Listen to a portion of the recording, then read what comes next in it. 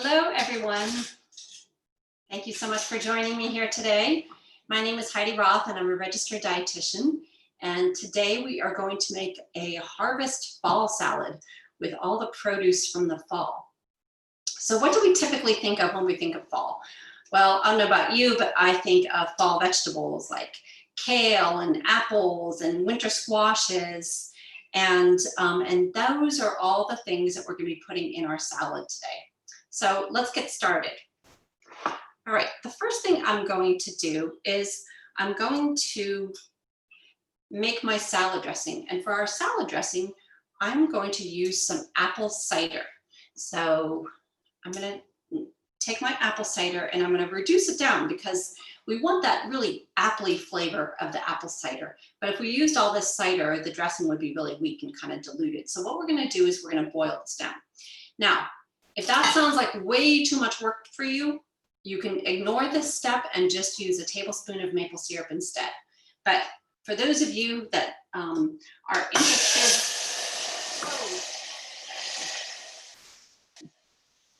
I guess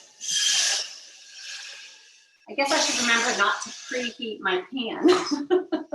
I'm so used to preheating my pans for everything that I make. You do not need to preheat your pan. I wanted to make sure my stove worked, but so I have that going here. And what I'm going to do is I'm just going to bring it up to a simmer, and I'm going to let it simmer for about 15 minutes or so until it's really reduced and down to about a little bit less than a quarter cup and really kind of syrupy. So I'm just going to kind of set that aside and not worry about that for now. The next thing that I'm going to do, I'm going to actually move my vegetables out of the way here, is we're going to make our squash. And squash on top of salad is absolutely delicious, especially the winter squashes. They are very sweet, almost a little bit creamy. They have a lot of vitamin A and a lot of nutrition in them. So different types of squash you can use. We're going to roast the squash, so you can get a butternut squash. Usually the easiest is to have it already kind of chopped up for you. But what I'm going to do is I'm going to use a delicata squash. I don't know if everyone is familiar with this. These type of squashes are becoming very popular. But the nice thing about the delicata is that you don't need to peel it, which is kind of huge, the fact that you don't need to peel it. So all you need to do is cut off the ends, cut down the middle, just be very careful. Squashes are one of those things that people tend to cut themselves on because they're very hard. But the nice thing about the delicata squash is that it's not as hard as some of the other squashes. So, and you don't need to peel it, which is great. Now, as with most squashes, just kind of hear that boiling away. We want it more at a simmer rather than a boil. So I'm just going to turn that down to low. But take a spoon and we're going to scrape out all the seeds. So one of my kitchen hacks that I always like is to have your garbage right by where you're working. So you're not always running back and forth to the garbage. So I've moved my garbage right here, right next to me. I'm just going to scrape these seeds out. And I'm actually using a grapefruit spoon. So if you have some grapefruit spoons at home, they're really great for using this because they have little serrated edges. And so really great for scooping the seeds out of squash. If you don't, just use a regular spoon is fine. Okay, just a quick kind of reminder about knife skills. When you're holding your chef's knife, this is kind of one of those indispensable knives in your kitchen. Hold it like you're shaking hands, and you're going to have your thumb on one side of it and your finger on the other. You don't want your finger on top, you want it next to it. And then what you also want to do is make sure that you're cutting more towards the back end of the blade. This is where you get more of the power, more of leverage, I guess. So, and then lastly, don't forget to tuck your fingers in, and we're going to cut the squash in about 1/4 inch pieces. I'm going to go ahead and cut these into 1/4 inch pieces. And try to get them as even as possible because you kind of want them all to bake at the same time. So now we're going to take our pan, and I have a sheet pan with some parchment paper. I like to put parchment paper on my sheet pans when I'm feeling lazy. Otherwise, I just toss them in the dishwasher. But sometimes the parchment is nice because things don't stick and easy, super easy to clean up. Okay. So I already chopped up some more of the squash beforehand, so I'm going to put it all out. And now we're going to drizzle about a tablespoon of olive oil on top. And for those of you who know me, you know I talk about all the time about all the benefits of olive oil, especially as an anti-inflammatory. So I'm going to use my extra virgin olive oil, and then just kind of a sprinkle of salt and a sprinkle of black pepper. And kind of just mix these all around. Just evenly distribute the olive oil. And you certainly, you just want it very lightly coated with olive oil. It doesn't need to be, soaking in olive oil. It's just very, very lightly coated. Now I'm going to spread them out on the pan, and you also want to socially distance your squash here on the pan. And by doing that, they are not going to steam, but they're actually going to roast. So I'm going to turn my oven on. And actually what I'm going to do is turn it on to 350 beforehand, because I also am going to do some pepitas. So actually, you might want to do those first because those are actually the lower temperature. So I'm going to set this aside for now. Is anyone familiar with pepitas? I know, kind of rhetorical question since I don't have my chat box open. But if Andrea, I don't know if you happen to see any chats there. If not, I'm actually going to open up my chat box here. So if anyone wants to ask me a question during the cooking demo, I'm happy to answer it. Otherwise, I'll leave a couple minutes at the end. So I'm just going to open my chat box. Okay, so pepitas are pumpkin seeds, and they're green little seeds from inside of the pumpkin, and they have a ton of nutrition. They are very much known for being high in zinc, being high in a lot of minerals. Zinc is especially important now for helping to boost your immune function a little bit and kind of helping to kill viruses. But the other thing pepitas are known for, or pumpkin seeds, are also for helping with symptoms of helping to decrease estrogen and helping to prevent some of the symptoms with menopause. So that's kind of also an interesting little thing that most people don't really think of pumpkin seeds for. Okay, so what I'm going to do here is I'm just going to drizzle it with a teaspoon of olive oil. We're going to bake these, and we're going to make some almost sweet and spicy pumpkin seeds. So I'm kind of drizzle my olive oil over them.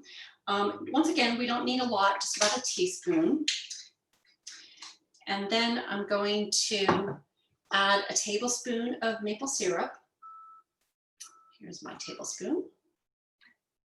And so what we're kind of going for here is kind of that sweet, spicy, salty, and these are really, really yummy, just as is.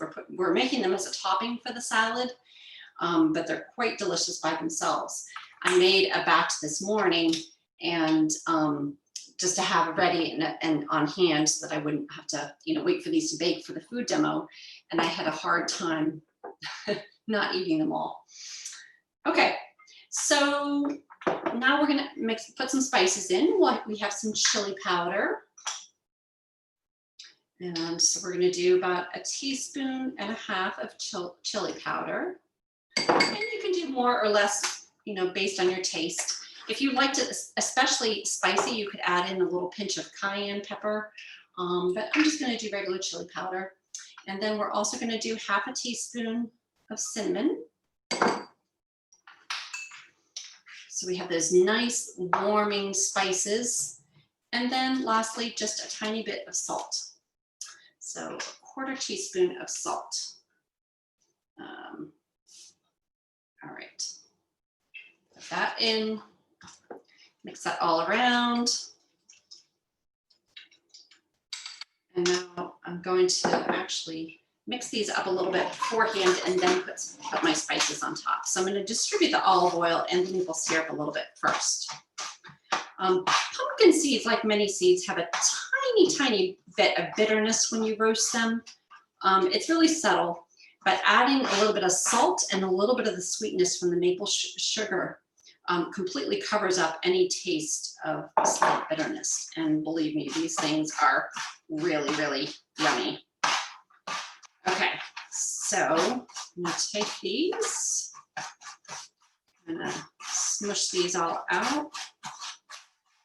And you know, these are sticking together a little bit. That's fine. You don't have to completely socially distance these things, you know, but just kind of flatten them out a little bit. Maybe scrape off a little bit of the extra spices.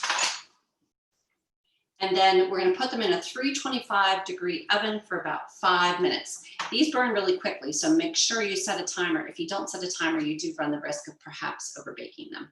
So I'm just going to take them over here. And our squash is going to go in the oven at 425 degrees. So, and this will go in for about 15 to 20 minutes, and you want to flip it halfway over. So I'm going to put that over here and in the oven.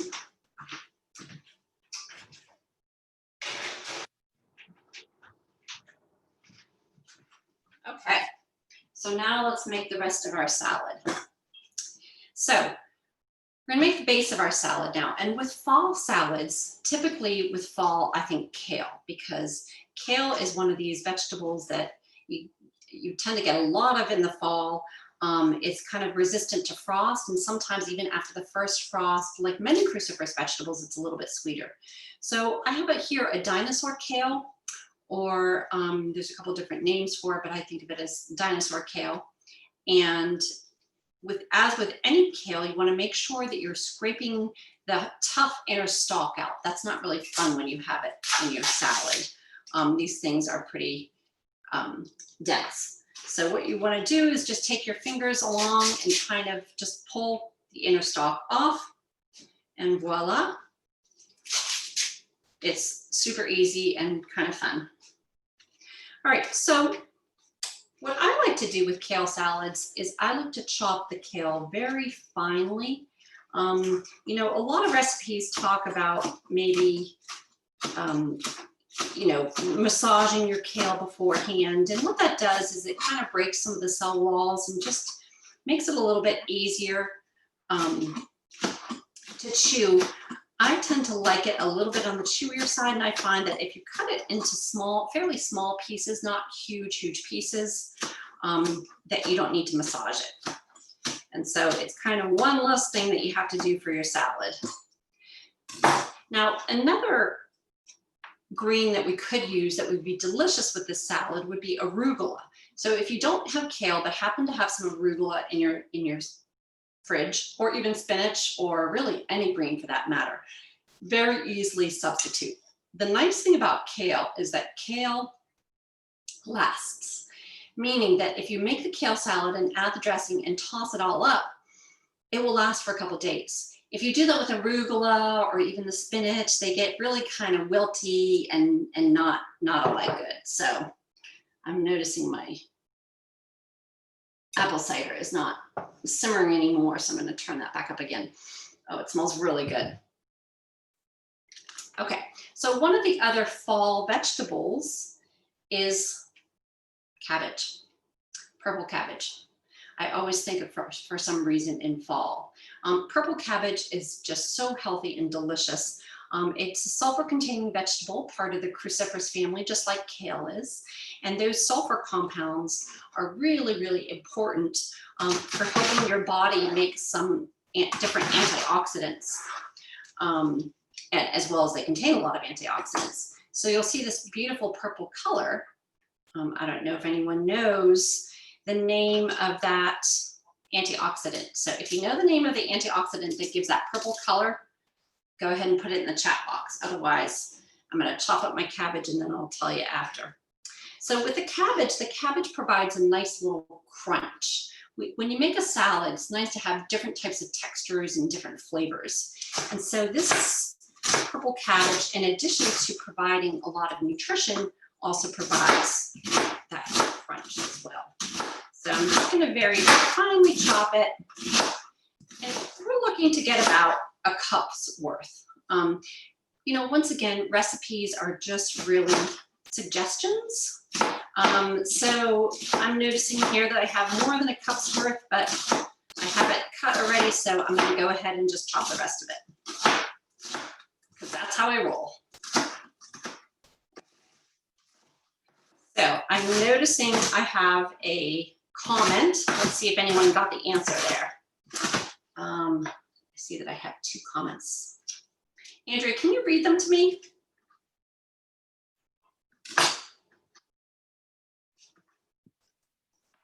The first comment is, of course, we are all Googling it. Anthocyanins. And then the second comment was, can you do the same with green cabbage? So what was the second question? Can you do the same with green cabbage? Okay, thank you. Thanks, Andrea. So I'm back. And yes, for those of you who Googled it, and maybe those of you who knew but didn't tell us, it's anthocyanins. And anthocyanins are the same antioxidant that you get from blueberries, that you get from purple grapes. It's that blue-purple antioxidant. So that's why we're told to eat the rainbow, because every different color of vegetable contains different types of antioxidants and different phytochemicals that work in different ways to keep us healthy. So that's why we always want to eat the rainbow.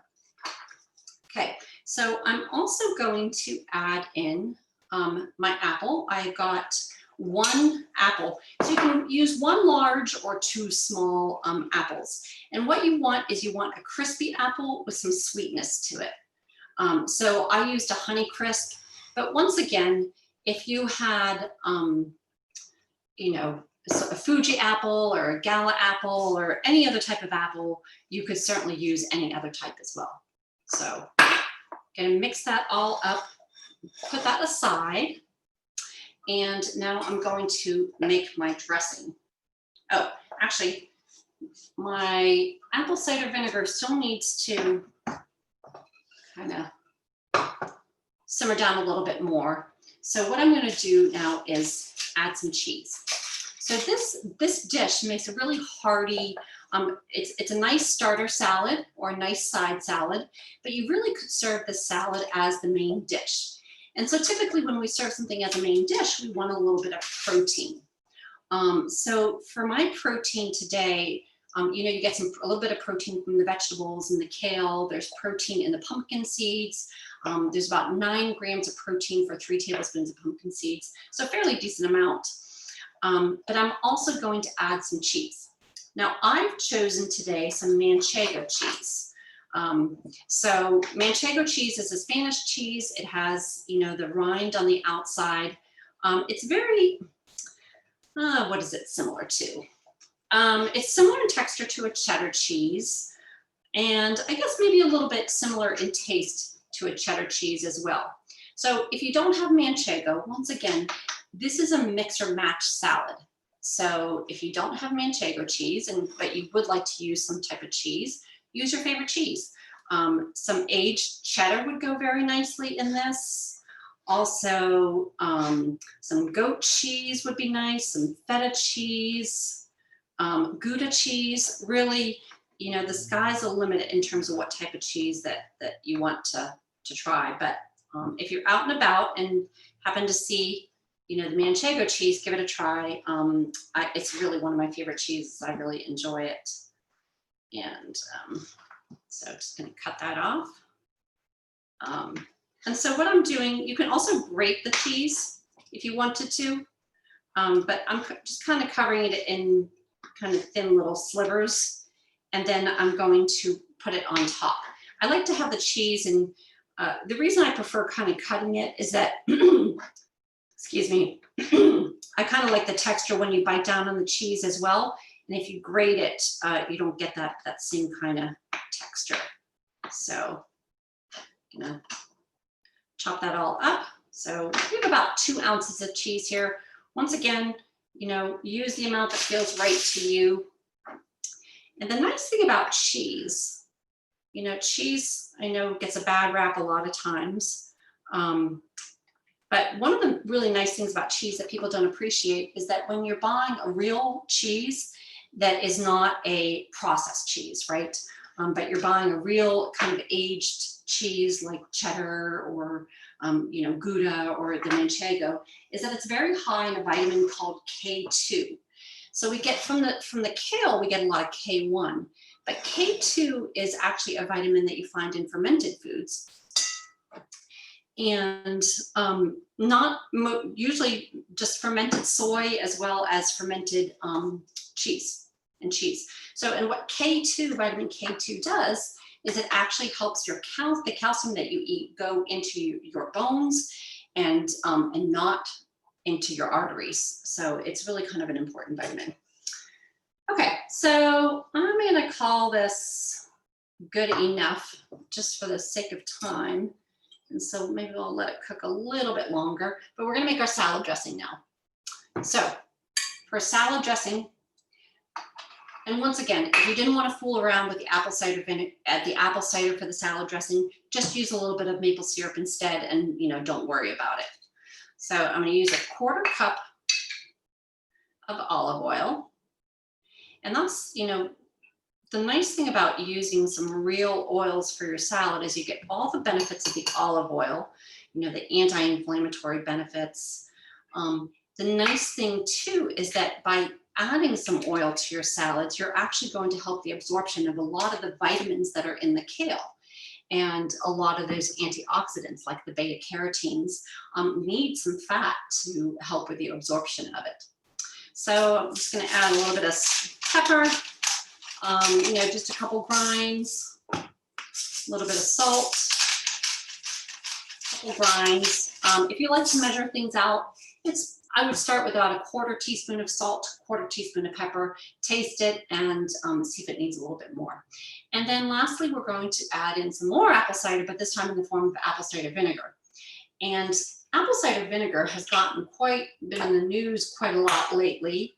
And there's been some interesting studies done with apple cider vinegar. And what the studies show is that apple cider vinegar can potentially help to lower your blood sugar levels.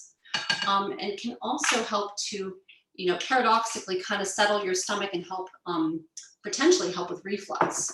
So what I'm using here is a raw, unpastured, raw organic apple cider vinegar. So you get some of the probiotics there as well. So just gonna grab a spoon, gonna stir this up. And, mustard.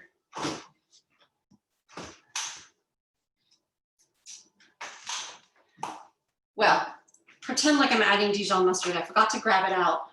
My freezer broke yesterday, so that was fun. So I had to defrost everything in my freezer, and so now my fridge is stuffed to the gills.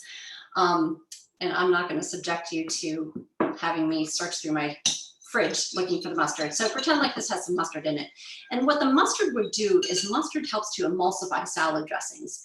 So once again, you're adding it for the taste, but it also forms a function as well, which is to help with that emulsification. So now I'm going to add in my apple cider. This probably could have, it wasn't quite as thick and syrupy as I had hoped for, but we're running out of time, so it is what it is. So now I'm just going to pour this over. And don't worry that the dressing's a little bit warm. It'll kind of just wilt the kale a little bit more. And it's really not, you're adding just such a small amount of it. It's not really all that warm. So I'm going to toss that. And look at those beautiful colors, huh? Grab a spoon. So now what we're going to do is I'm going to plate this on a plate. Now, if you wanted to, you could just make a big bowl of this. We're going to put the pepitas and the cheese and the squash on top of the plate. So what you would do is if you want to serve this as a first course or even as an entree, I think it always looks prettier to kind of have it plated this way than to have everything mixed all together in the bowl, because the squash kind of breaks apart a little bit and it's such a pretty squash. So you kind of want to highlight it so it's, you know, best. You know, there's a saying that we eat first with our eyes, meaning that if something looks appealing and appetizing and pretty, we're much more likely to want to eat it and to also enjoy it as well. So, you know, how much apple cider vinegar and mustard do you use? Okay, sorry about that. 2 tablespoons of apple cider vinegar and 1 teaspoon of mustard. And I've sent the recipe to Cindy. I don't know if you got it, Andrea, or not, but we can certainly send the recipe out afterwards. And if you want, actually what I can do is I can even post it in the chat box when we're done. And you can grab it right there from there as well. Okay, so now we have our butternut squash that is roasted. And what we're looking for, if you can kind of see, you're looking for it to be kind of slightly browned a little bit and softened. And we're just going to put that on top of the salad. And these rings just look so pretty against the, you know, that orange against the purple and the green. Kind of spread them out a little bit. And now we have our pumpkin seeds that we baked as well. And here you can kind of see they're kind of stuck together a little bit, which is, you know, perfectly fine. Just going to kind of break them up a little bit, sprinkle them on top. And then lastly, put a little bit of cheese on top. Just for a little bit extra protein. And voila, we have a roasted squash salad with kale, cabbage, apples, and spiced pepitas. So, you know, this is a delicious dish and keeps quite well. And that's the beauty of kale salads. See all this kale salad that I have left over? Well, guess what? This is going to be lunch for the rest of the week. And oh, one last thing that I forgot to do is you always want to taste it before you serve it. And you always want to make sure, does it have enough salt? Does it need a little bit more pepper? You know, what does it need? And so with this, I think I probably could use a little bit more salt. So add a little bit more salt and call it a day. All right. That is the end of our cooking demo. So here's our beautiful salad. And I'm just going to look at the questions now and see what kind of questions that we have. All right. So, oh, thank you. Hopefully you will enjoy the salad as much as I enjoy this. So I'm not seeing any questions. Andrea, are you seeing any questions? I see people are asking for the recipe. So what I'll do, since we're at the end of our time, is I will post the recipe. Thank you all so much for joining me here today. And bon appetit.